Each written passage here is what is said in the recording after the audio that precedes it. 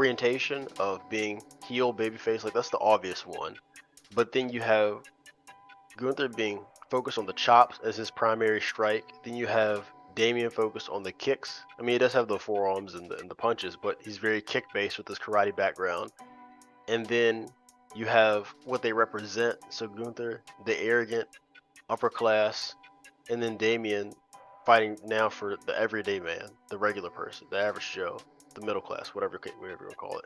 But there's so many different levels of relatability there that people can gravitate towards or I guess rally against. And I thought that this was a very nuanced and layered story because you could just see the contrast between just how they carry themselves, the way that they wrestled, and they both put on a top tier match. Yeah, I believe the narrative of the match was just both wrestlers being absolutely brutal to one another. And to me, it was the match of the night. I think the brutality with the chops, it made Gunther look even more badass with him bleeding too from the chest. It just, Damian made him bleed. which was crazy. That was insane. Yeah.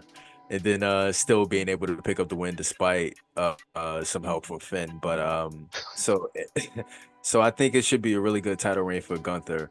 And then on the other side, it also made Damian look great as he was just as good, if not better, than Gunther during the actual match, I feel.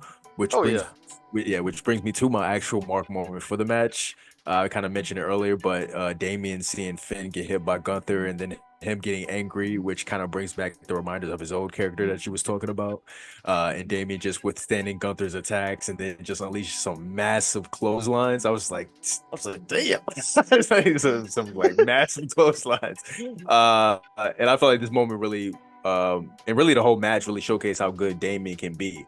And I think at his peak, I think Damian could display the same type of dominance Gunther could display. If I kind of feel that way, to be honest with you, simply because his size, his in-ring ability, and how he's able to keep up with most people on the mic in terms of just promos too. And he's well liked by fans too. And just him as a babyface. Imagine if he's like really well liked and he just turns into a heel and just becomes like the similar dominant how Gunther is, So, but I think it was really good for both of them. One thing you left out was his agility too. There was one Yeah, specific spot in the match where he hit the Frankensteiner, same as Braun Breaker did. yeah, And then he got immediately up and then he hit that broken arrow. And the combination of those two things, the Frankensteiner requires a tremendous amount of agility to get out of your opponent's way and to land the move safely without falling on your head. That's already impressive. And then to get up right away and then you do the broken arrow and it seemed like he launched Gunther. He didn't just drop him or slam him. Nah, Gunther went flying. I ain't never seen that man fly like that aside from when he jumps over for the ugly ass splash he does. yeah, yeah. And I can see Damien get another shot at the title against Gunther, but he's not gonna win, of Mm, course. not right now.